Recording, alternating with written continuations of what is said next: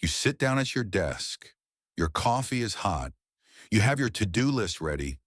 You are finally going to tackle that deep, meaningful work you've been putting off all week. You open your laptop, but right there, sitting in your browser, are 14 open tabs from yesterday.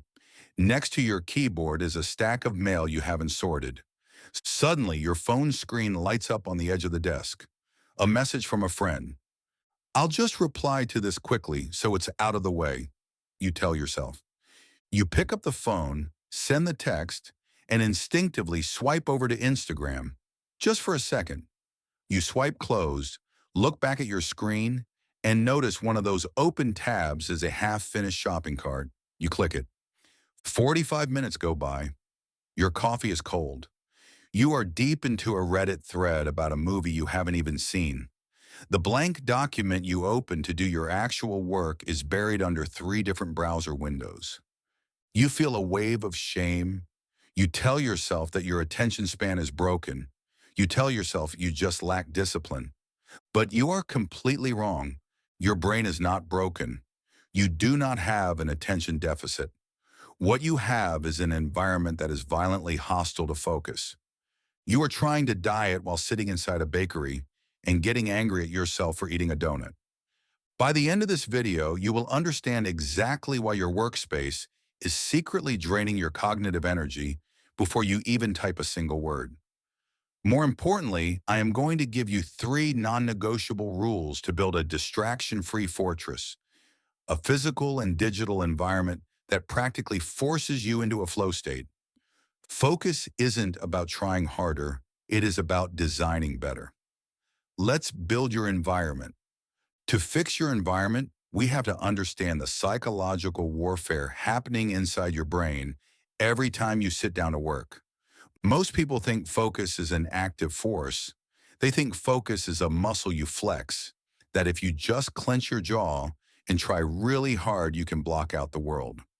But true focus is not about concentrating on one thing. True focus is the deliberate absence of alternatives. When you sit at a desk covered in bills, sticky notes, an iPad, and a phone, your brain does not just ignore those objects. Neurologically, your brain is scanning your environment to evaluate threats and opportunities.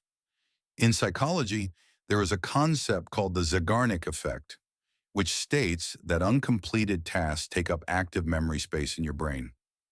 When you look at the unpaid bill on your desk, your brain opens a neurological tab. When you see your phone, your brain releases a tiny spike of dopamine, remembering the last time you checked a notification. Every single object in your line of sight is screaming at you, demanding a micro decision. Look at me. Deal with me. Check me. You are burning through your daily reserve of willpower, just resisting your own desk. And then there is the emotional escape hatch.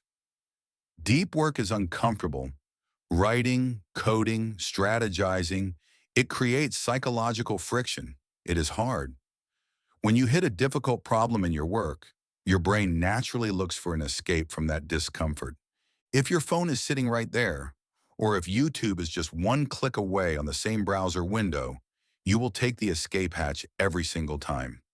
You are relying on your emotional state to keep you on track in an environment designed to distract you. It is an unwinnable war. We have to stop fighting the distractions and start eliminating them entirely. To build a workspace that protects your focus, we are going to implement 3 structural rules. These are not suggestions. If you want to master your attention, treat these as laws. Rule 1, the contextual anchor. Your brain associates physical locations with specific behaviors. If you work, watch Netflix, eat dinner, and scroll through social media all in the same chair, your brain has no idea what it is supposed to do when you sit down. You need to create a contextual anchor. Your workspace must be for one thing and one thing only: output. If you have a home office, great. That room is for work. If you only have a desk in your bedroom, that chair is only for work. You do not eat at your desk. You do not watch YouTube at your desk. You do not lounge at your desk. When you sit in that chair, you are signaling to your nervous system that it is time to perform. If you want to take a break, you stand up and physically leave the space. This trains your brain to instantly drop into focus mode the moment your body enters the environment. Rule 2, the digital cleavage. Cleaning your physical desk is useless if your digital desk is a war zone. You need a hard boundary between your work tools and your entertainment tools. I call this the digital cleavage. Do not use the same browser for deep work that you use for entertainment. Download a completely separate browser, like Chrome for leisure, and Safari or Firefox for work. On your work browser, you install ad blockers, newsfeed eradicators, and website blockers. You strip away the bookmarks bar. You log out of all social media. You make it functionally impossible to accidentally open a distracting website. When you open that specific browser, there are no notifications, no suggested videos, and no open loops. It is a sterile, blank canvas. You are removing the escape hatch. If you want to get distracted, you have to consciously open a different app, which provides just enough friction to make you catch yourself and get back to work. Rule 3, the Cockpit Reset. The most important part of your workday is actually the 5 minutes after you finish.